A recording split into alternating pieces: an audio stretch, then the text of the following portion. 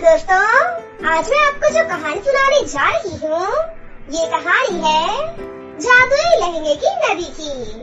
तो चलिए दोस्तों, देखते हैं आज की ये कहानी। एक बार की बात है, किसी गांव में लक्ष्मी अपनी बेटी रोशनी के साथ रहती थी। रोशनी के पिता का बहुत समय पहले ही निधन हो चुका था। अब रोशनी और घर की सारी जिम्मेदारियाँ लक्ष्मी के ऊपर आ गई थी। लक्ष्मी दिन रात मेहनत करती और उसे पढ़ाती लिखाती है। वो अपनी बेटी को एक अच्छा जीवन देना चाहती थी। उसे किसी चीज की कमी नहीं होने देती थी। आप कितनी अच्छी हो माँ, मेरे लिए कितनी मेहनत करती हो और मेरा कितना ख्याल रखती हो। मुझे किसी भी चीज की कोई कमी नहीं होने देती। हाँ मेरी बच्ची, तुम्हारी अच्छी परवरिश हो सके इसलिए मुझे अभी और मेहनत करनी पड़ेगी। बेटा, तुम भी कितनी अच्छी हो, तुम भी मेरी कितनी मदद करती हो और मेरी हर बात मानती हो। इसी तरह लक्ष्मी और रोशनी का जीवन चल रहा था। लेकिन एक दिन लक्ष्मी की अचानक से तबीयत खराब हो जाती है। तभी लक्ष्मी अपने पास रोशनी को बुलाती है और उससे कहती है, मेरी प्यारी बच्ची, मुझे माफ कर दे। मुझे नहीं लगता कि अब मैं जी पाऊंगी। मुझे हार्ट अटैक नाम की बीमारी थी जो कि मैंने तुझसे छुपाई ताकि इससे तुम्हें कोई तकलीफ ना हो। मेरा समय आ गया है, मुझे अब जाना होगा। तू यहाँ अकेली रह जाएगी, इसलिए मैं तुझे तेरे चाचा के घर का पता बताती हूँ। तुम आज उनके पास चली जाना। वो तुम्हें बचपन में एक बार देख चुके हैं। वो तुम्हें देखते ही पहचान लेंगे, मेरी बच्ची। इतना कहकर लक्ष्मी ईश्वर को प्राप्त हो जाती है, जिसे देखकर रोशनी बहुत ज्यादा रोती है।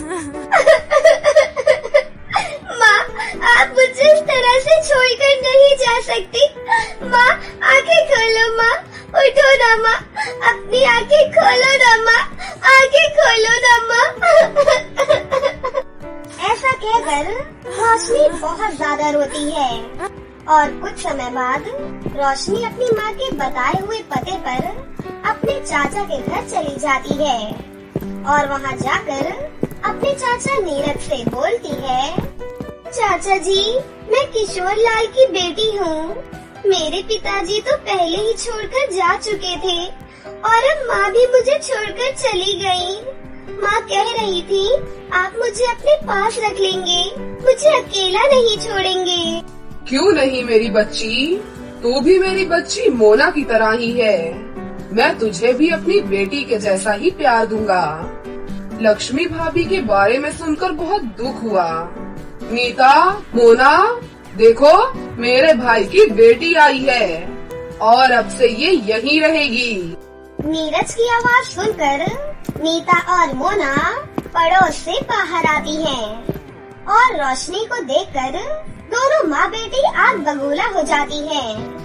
तभी नीता गुस्से में बोलती है, हाँ, ये मेरा घर थोड़ी ना है, धर्मशाला है जो जब देखो अपनी मर्जी से किसी को भी उठा कर लेकर आओ।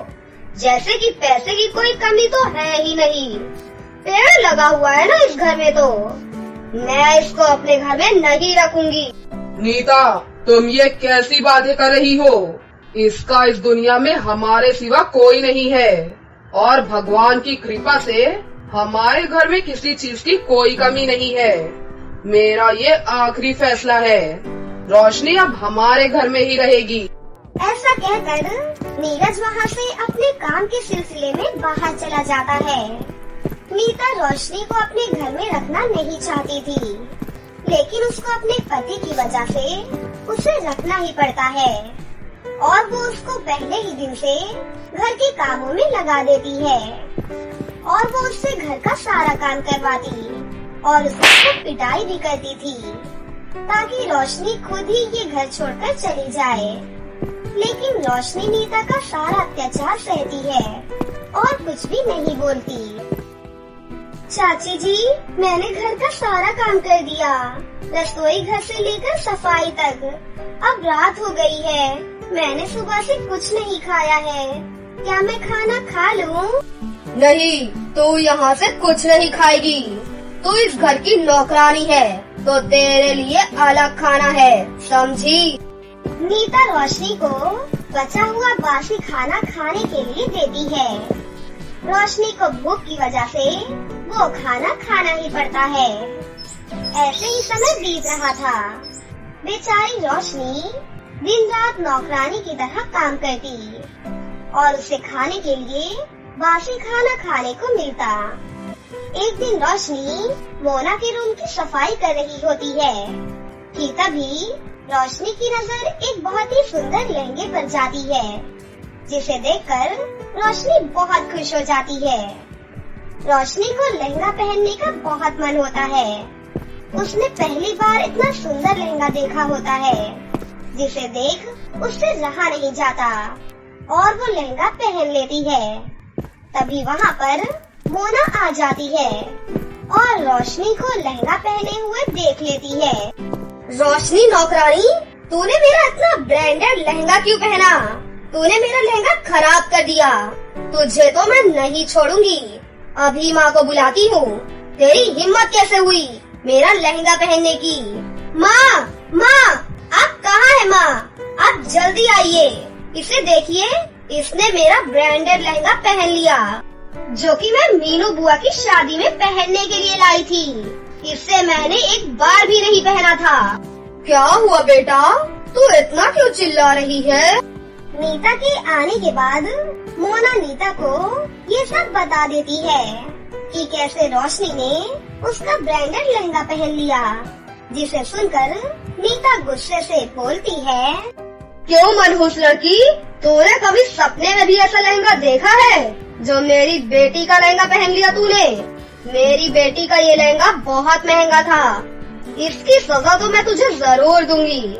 रुक तूने मेरी बेटी का ब्रांडेड लहंगा पहना है। अब तेरी यही सजा है कि तू इस घर से निकल जा, मनहूस कहीं की। और इस तरह से नीता रोशनी को धक्के मारकर घर से बाहर निकाल देती है। रोशनी का इस दुनिया में एक ही सहारा था और अब वो भी नहीं रहा। रोशनी रोते रोते वहाँ से चलने लगती है और एक जंगल में पहुँच जाती है।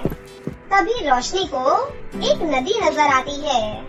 रोशनी को बहुत तेज प्यास लग रही होती है और रोशनी नदी के पास जाती है और जैसे ही वो नदी में हाथ डालती है, उसके हाथ में एक बहुत ही सुंदर सा लहंगा आ जाता है और वो जैसे ही उस लहंगे को उठाती है, वहाँ बहुत सारे लहंगे प्रकट होने लगते हैं। ये देखकर रोशनी चौंक जाती है और बोलती है, अरे मैं ये क्या देख रही हूँ? इस नदी के अंदर इतने सुंदर सुंदर लहंगे कैसे हो सकते हैं? रोशनी ऐसा कह रही होती है कि तभी रोशनी को नदी से एक आवाज आती है, रोशनी, मैं जादुई लहंगों की नदी हूँ और ये नदी हर किसी को जादुई नहीं दिखती। जो लोग साफ मन के होते हैं, जादुई लहंगों की नदी सिर्फ उनको ही दिखाई देती है। मैं जानती हूँ तुम्हारे साथ बहुत बुरा हुआ है, पर रोशनी, तुम इस जादुई लहंगों की नदी से बहुत सारे लहंगे ले जाना और उन्हें बाजार में बेच देना। इस तरह से तुम एक सुखी जीवन जी पाओगी। रोशनी लहंगों की नदी से बहुत सारे लहंगे ले जाकर उन्हें बाजार में बेचती है। लहंगे दिखने में बहुत ही चमकदार दिखते हैं, इसलिए उसके सारे लहंगे तुरंत ही बिक जाते हैं। ऐसे ही समय बीत रहा था और रोशनी ऐसे ही करते करते बहुत ही अमीर हो जाती है। और इस बात की खबर जब नीता को लगती है कि रोशनी अमीर हो गई है, तो वो ये पता लगाने के लिए कि वो अमीर कैसे हो गई, वो रोशनी के घर जाती है। घर में रोशनी अपनी माँ के फोटो के आगे खड़ी होकर उनसे बोल रही होती है, माँ, आपको पता है कि जंगल में मुझे एक जादुई लहंगों की नदी मिली थी। जिसकी वजह से मैं इतनी अमीर हो गई। अब मैं गरीब और अनाथ लोगों की मदद करती हूँ ताकि उन्हें 2 वक्त का खाना मिलता रहे। मैं अच्छा काम कर रही हूँ ना माँ? आप देख रही हो ना मुझे ऊपर से? नीता चुपके से रोशनी की ये सारी बातें सुन लेती है और उसे पता चल जाता है कि जंगल में जादुई लहंगों की नदी है। नीता और मोना उस जादुई लहंगों की नदी को ढूंढने निकल जाती है, लेकिन उन्हें वो नदी कहीं नहीं मिलती। तभी नीता और मोना को जंगल में एक जहरीला सांप काट लेता है, जिससे कि उनकी वहीं पर मृत्यु हो जाती है और उन्हें उनके कर्मों का फल मिल जाता है। और इधर रोशनी अपने घर में खुशी खुशी रहने लगती है। हेलो दोस्तों, आज मैं आपको जो कहानी सुनाने जा रही हूँ, ये कहानी है जादुई लहंगे की नदी की। तो चलिए दोस्तों, देखते हैं आज की ये कहानी। एक बार की बात है, किसी गांव में लक्ष्मी अपनी बेटी रोशनी के साथ रहती थी। रोशनी के पिता का बहुत समय पहले ही निधन हो चुका था। अब रोशनी और घर की सारी जिम्मेदारियां लक्ष्मी के ऊपर आ गई थी। लक्ष्मी दिन रात मेहनत करती और उसे पढ़ाती लिखाती है। वो अपनी बेटी को एक अच्छा जीवन देना चाहती थी। उसे किसी चीज की कमी नहीं होने देती थी। आप कितनी अच्छी हो माँ, मेरे लिए कितनी मेहनत करती हो और मेरा कितना ख्याल रखती हो। मुझे किसी भी चीज की कोई कमी नहीं होने देती। हाँ मेरी बच्ची, तुम्हारी अच्छी परवरिश हो सके इसलिए मुझे अभी और मेहनत करनी पड़ेगी। बेटा, तुम भी कितनी अच्छी हो, तुम भी मेरी कितनी मदद करती हो और मेरी हर बात मानती हो। इसी तरह लक्ष्मी और रोशनी का जीवन चल रहा था। लेकिन एक दिन लक्ष्मी की अचानक से तबीयत खराब हो जाती है। तभी लक्ष्मी अपने पास रोशनी को बुलाती है और उससे कहती है, मेरी प्यारी बच्ची, मुझे माफ कर दे। मुझे नहीं लगता कि अब मैं जी पाऊंगी। मुझे हार्ट अटैक नाम की बीमारी थी जो कि मैंने तुझसे छुपाई ताकि इससे तुम्हें कोई तकलीफ ना हो। मेरा समय आ गया है, मुझे अब जाना होगा। तू यहाँ अकेली रह जाएगी, इसलिए मैं तुझे तेरे चाचा के घर का पता बताती हूँ। तुम आज उनके पास चली जाना। वो तुम्हें बचपन में एक बार देख चुके हैं। वो तुम्हें देखते ही पहचान लेंगे, मेरी बच्ची। इतना कहकर लक्ष्मी ईश्वर को। हेलो दोस्तों, आज मैं आपको जो कहानी सुनाने जा रही हूँ, ये कहानी है जादुई सिलाई मशीन की। तो चलिए दोस्तों, देखते हैं आज की ये कहानी। बहुत समय पहले की बात है, मुंबई शहर में एक अनीता नाम की लड़की अपनी माँ रीता और अपने पिता किशोर के साथ ही रहा करती थी। अनीता के पास किसी चीज की कोई कमी नहीं थी। वो बहुत अमीर थी। उसके पिता शहर के सबसे बड़े वकील थे और उसकी माँ एक ऑर्गेनाइजेशन की मालकिन थी। अनीता को अपने पैसों और जमीन जायदाद पर बिल्कुल भी घमंड नहीं था। वो सभी के साथ मिलजुल कर ही रहती थी। अनीता मुंबई के सबसे बड़े स्कूल में पढ़ा करती थी। क्योंकि अनीता बहुत ही अमीर और सुंदर थी, इसलिए सभी लड़कियां उसकी दोस्त बनना चाहती थीं। अनीता दिखने में बहुत ही खूबसूरत और एक समझदार लड़की थी। अनीता की माँ रीता ने अपनी बेटी पर कभी भी ध्यान नहीं दिया। वो हमेशा अपने दोस्तों के साथ किटी पार्टियां करती, क्लब जाती और अपना जीवन बहुत एंजॉय करती। रीता को अपने घर परिवार का बिल्कुल भी ध्यान नहीं था। वो ऐशो आराम से जीती थी और कमाए हुए पैसे शान शौकत में उड़ाया करती थी और महंगी महंगी चीजें खरीदा करती थी। एक बार अनीता अपने पिता के साथ घूमने के लिए जाती है। अनीता के पिता अनीता को मेला घुमाने के लिए ले जाते हैं। मेले में पहुंचकर अनीता मेले की दुनिया में खो जाती है। और वो अपने पिता से अलग हो जाती है। क्योंकि अनीका भी बहुत छोटी थी, इसलिए वो अपने पापा को नहीं ढूंढ पाती और वो चलते चलते एक गंगापुर नाम के गांव में पहुंच जाती है। गांव पहुंचकर उसे एक बूढ़े दादा मिलते हैं। अनीका उन बूढ़े दादा से कहती है, दादाजी, मैं यहाँ पर पास में ही मेला घूमने आई थी और मेला देखने के चक्कर में मैं अपने पिताजी से अलग हो गई। अच्छा बेटी, तुम कहाँ से आई हो? मैं मुंबई शहर में रहती हूँ, लेकिन मेरे पिताजी मुझे गांव में मेला दिखाने और घुमाने लेकर आए थे।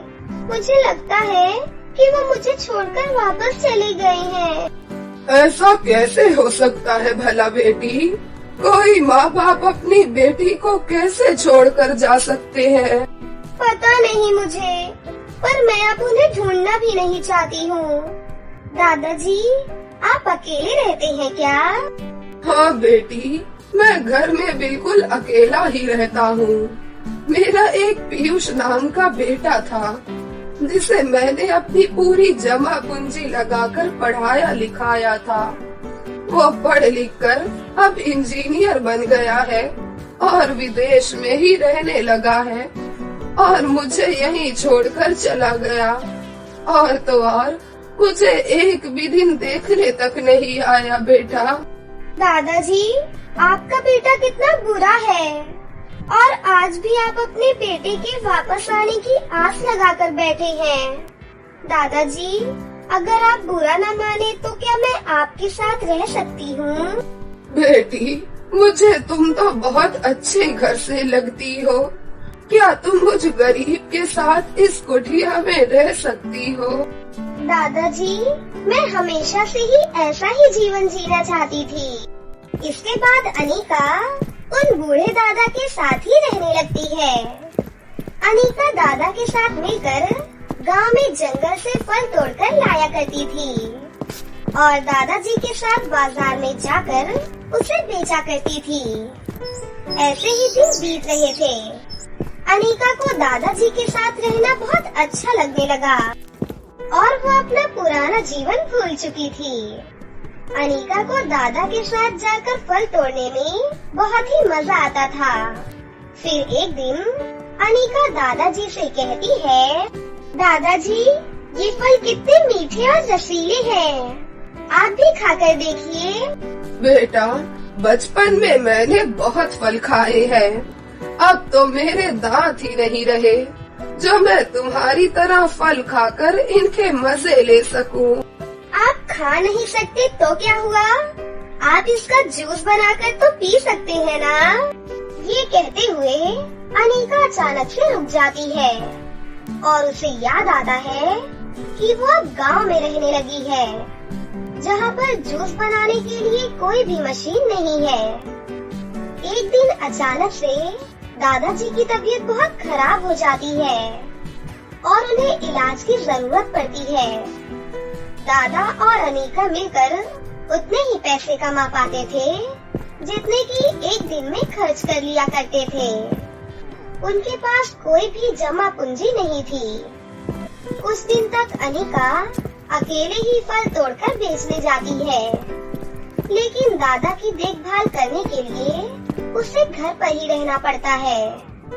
तभी अनीका के मन में सिलाई करने का आइडिया आता है और अनीका अपने कमाए हुए पैसों से एक सिलाई मशीन ऑर्डर कर देती है। कुछ ही घंटों में अनीका के पास सिलाई मशीन पहुंच जाती है। अनीका ने अपने बचपन में अपने घर की एक नौकरानी से सिलाई सीख रखी थी। अनीका को छोटा मोटा कपड़ा सिलना आता था। अनीका घर पर ही रहकर सिलाई करने लगती है। धीरे धीरे करके अनीका का हाथ सिलाई मशीन पर बिल्कुल परफेक्ट बैठ जाता है और वो अच्छे अच्छे कपड़े सिलने लगती है। धीरे धीरे अनीका के पास कुछ कस्टमर्स आने लगे थे और अब उसकी अच्छी खासी कमाई होने लगती है। धीरे धीरे अनीका बहुत सारे पैसे इकट्ठे कर लेती है और उन पैसों से अपने दादाजी का इलाज करवाती है। अब दोनों दादा पोती हंसी खुशी से रहने लगते हैं और अब दादा को कोई भी काम करने की जरूरत नहीं पड़ती। अनिका दादाजी का बहुत अच्छे से ध्यान रखती है। ऐसे ही कुछ साल बीत जाते हैं। अनिका के दादा की अब उम्र हो गई थी, इसलिए अब उन्हें इस दुनिया से जाना था। जाते वक्त अनिका के दादा अनिका से कहते हैं, बेटी अब मुझे दुनिया से जाना होगा। तुम्हें तो पता ही है कि दुनिया में जो भी आया है उसे एक ना एक दिन यहाँ से जाना ही होगा। जाने से पहले मैं तुम्हें कुछ देकर जाना चाहता हूँ। मेरे पास एक जादुई सिलाई मशीन है। मैं जानता हूँ कि तुम्हें सिलाई करना और गरीब लोगों की सहायता करना बहुत पसंद है, इसलिए मैं तुम्हें ये जादुई सिलाई मशीन देना चाहता हूँ। ये लो, ये सिलाई मशीन जादुई है। सिलाई मशीन से जो तुम कहोगी वो तुम्हें दे देगी। इससे तुम अच्छे अच्छे डिजाइनदार लहंगे, तरह तरह के ड्रेसेस मांग सकती हो। और इस जादुई सिलाई मशीन की खास बात ये है कि सिलाई मशीन भरपूर मात्रा में स्वादिष्ट भोजन भी तुम्हें देगी।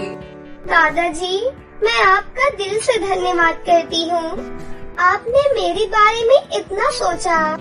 इसके बाद दादाजी भगवान के पास चले जाते हैं और उसी दिन से अनिका उस जादुई सिलाई मशीन से कहकर अपने लिए खाना मांग लिया करती थी।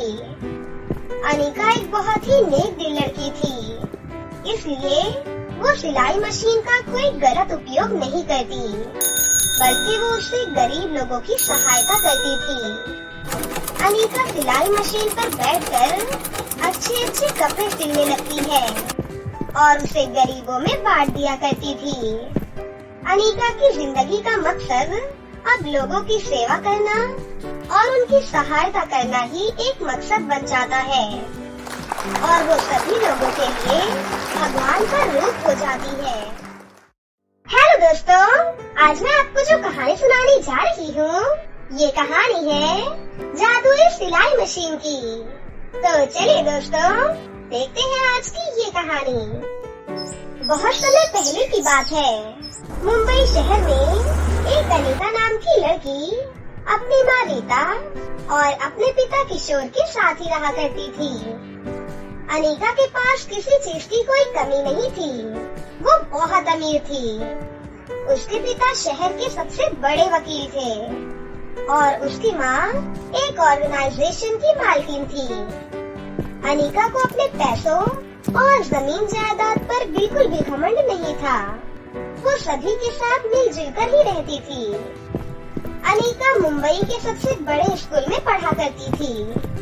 क्योंकि अनीता बहुत ही अमीर और सुंदर थी, इसलिए सभी लड़कियां उसकी दोस्त बनना चाहती थी।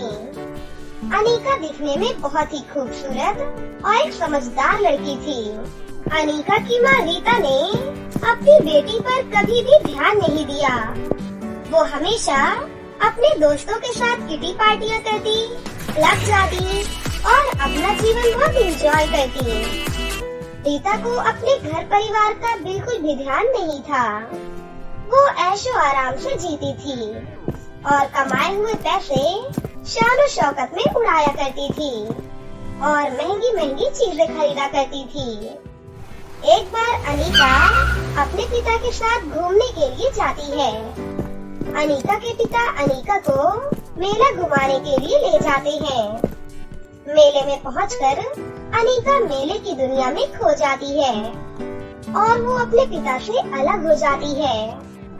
क्योंकि अनीता भी बहुत छोटी थी, इसलिए वो अपने पापा को नहीं ढूंढ पाती और वो चलते चलते एक गंगापुर नाम के गांव में पहुंच जाती है।